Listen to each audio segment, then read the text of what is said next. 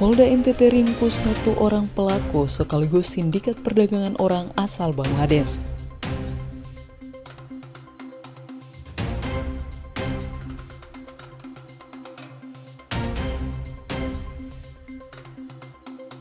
Gencar layani donor darah, PMI pastikan stok darah di Kabupaten Belu mencukupi dan aman.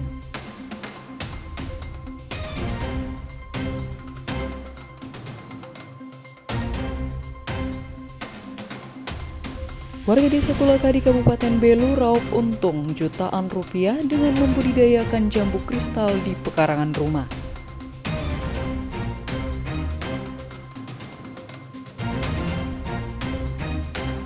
Selamat malam pemirsa, saatnya Anda menyaksikan Baita Belo, program berita teraktual terkait peristiwa yang terjadi di Nusa Tenggara Timur selama sepekan. Saya, Novita Lelukenda, akan menemani Anda dalam setengah jam ke depan.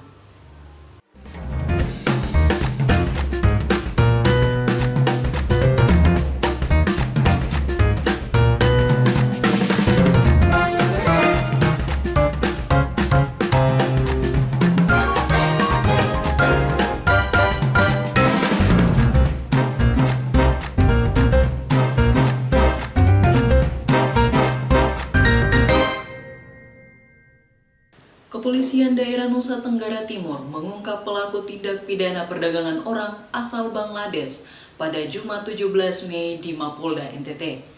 Wakapolda NTT menyebut penangkapan dilakukan oleh pihak imigrasi Surabaya yang bekerja sama dengan Australian Federal Police.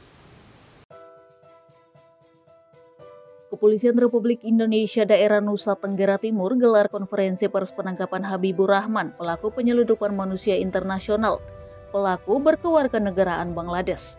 Wakil Kepala Kepolisian Daerah NTT Awi Setiano mengungkapkan bahwa kasus ini berawal dari penangkapan Iman Santoso dan Immanuel Hartoyo beserta 5 WNA di SPBU Pasir Panjang, Kota Kupang pada 14 Agustus 2023 lalu. Yang kemudian berdasarkan laporan kepolisian pada tanggal 5 Agustus 2023, pihak imigrasi Surabaya berhasil menangkap Habibur Rahman pada 8 Mei 2024. Berdasarkan hasil pemeriksaan, Habibur merupakan salah satu orang yang bekerja sama dengan 5 orang yang telah berhasil diamankan. Mereka 6 orang ini memang bekerja sama, termasuk 2 agen yang di atas yang di Malaysia, termasuk agen Vika yang di Surabaya yang pimpinannya saudari Vika ini. Mereka tentunya kita jadikan tersangka semua, dan tadi kita sampaikan 3 DPO dan 1 baru yang ketangkap.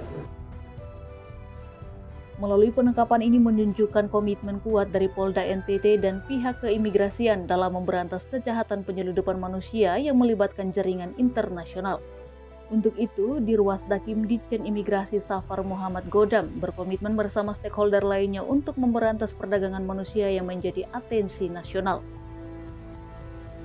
Ya, itu sudah menjadi atensi nasional, ya, termasuk imigrasi, ya, tentu harus bersama-sama, dan saya pikir itu persoalan serius dan harus ditindaklanjuti.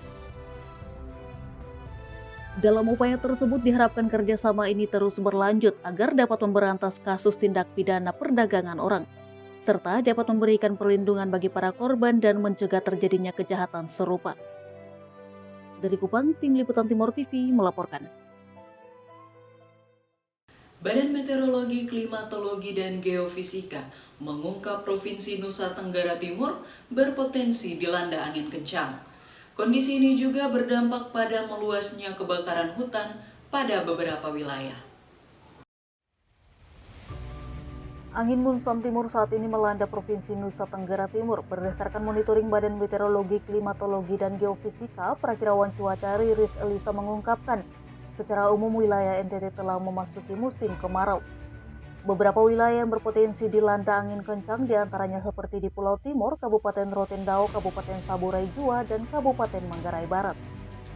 Tak hanya itu, pihaknya juga mengingatkan cuaca maritim yang berpotensi pada gelombang tinggi yang mencapai 2,5 meter di perairan Laut NTT, yakni Laut Sau, Selat Sumba, dan perairan Kupang Rote, yang berisiko tinggi terhadap perahu nelayan dan kapal tongkang.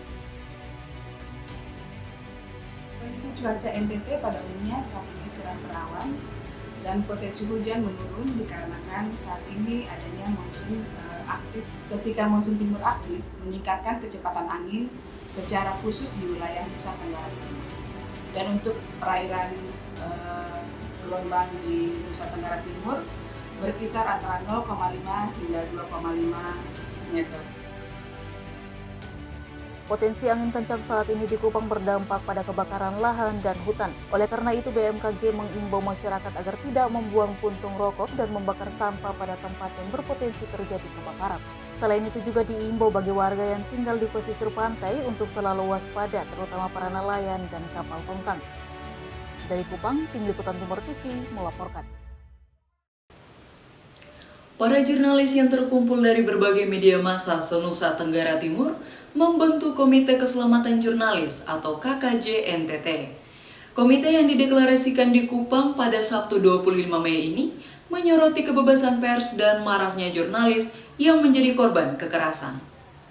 Para jurnalis yang tergabung dari AJI Kota Kupang, PWI NTT, IJTI NTT, dan Advokat Konsultan Hukum Bilda Tonat menggelar deklarasi pembentukan Komite Keselamatan Jurnalis atau KKJ Nusa Tenggara Timur yang resmi dibentuk pada Sabtu 25 Mei 2024. Ketua KKJ NTT Obed Gerimo mengatakan KKJ NTT terbentuk sesuai fungsinya, yakni melakukan pemantauan, pendampingan, menyatakan sikap terhadap kasus kekerasan terhadap jurnalis atau pekerja media dalam menjalankan kerja-kerja jurnalistik. Ini merupakan kerja kolaboratif, baik itu teman-teman yang tergabung dalam organisasi profesi jurnalis atau wartawan yang ada di NTT, dan juga dalam hal ini kami melibatkan beberapa LSM yang konsen terhadap kerja-kerja jurnalis di NTT, dan bahkan prihatin dengan kondisi kekerasan dan intimidasi yang dialami oleh profesi jurnalis di Nusa Tenggara Timur. Deklarasi KKJ NTT menuai respon positif dari pengacara muda NTT Bilda Tonat. Dirinya juga berkomitmen untuk memberikan pendampingan hukum kepada para jurnalis jika terjadi intimidasi saat melaksanakan tugas jurnalistik.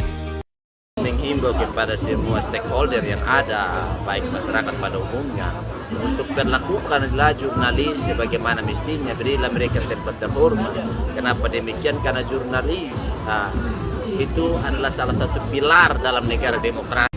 Pembentukan KKJ NTT merupakan rekomendasi dalam forum diskusi tentang kekerasan jurnalis di NTT yang digelar di Hotel Sotis Kupang pada 16 Desember 2023 lalu. Saat itu, jurnalis independen Kota Kupang yang menginisiasi dengan dukungan penuh dari AJI Indonesia.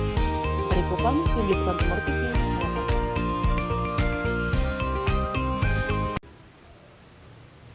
Bupati Dr. Agustinus Taolin melepas keberangkatan 41 orang jemaah haji untuk melaksanakan ibadah haji di Tanah Suci Mekah. Acara pelepasan yang berlangsung di Masjid Raya Al-Mujahidin Atambua pada Jumat 31 Mei. Bupati Dr. Agustinus Taolin melepas keberangkatan 41 orang jemaah haji asal Kabupaten Belu untuk melaksanakan ibadah haji di Tanah Suci Mekah. Acara pelepasan berlangsung di Masjid Raya Al-Mujahidin Atambua pada Jumat 31 Mei. Sebagai seorang dokter, Bupati Taolin mengingatkan para jamaah haji untuk menjaga kesehatan, mempersiapkan fisik dengan baik, dan menjaga semangat kebersamaan serta keikhlasan dalam menerima kondisi yang dihadapi. Sementara itu, Kasih Penyelenggara Haji dan Umroh Kantor Kementerian Agama Kabupaten Belu, Kasim Lukman, memohon doa dari seluruh masyarakat agar perjalanan para jamaah haji ini berjalan lancar dan bisa kembali ke tanah air dengan selamat. Kita yang akan berangkat berjumlah 41. Semuanya sudah siap. Jadi sekarang untuk kita menuju ke bandara, kita jalan dari kita di Kupang. Besok kita akan masuk ke asrama haji. Lalu hari Minggu tanggal 2 kita akan berangkat menuju Tanah Suci. Bupati Belu juga menyerahkan bantuan sebesar 30 juta rupiah untuk para jamaah haji, guna membantu memperlancar perjalanan dan kebutuhan selama menunaikan ibadah di Tanah Suci. Dari Belu, Tim Liputan Atambua TV melaporkan. Sekda Belu ingatkan KLHS jadi pedoman rencana pembangunan. Informasinya usai jeda.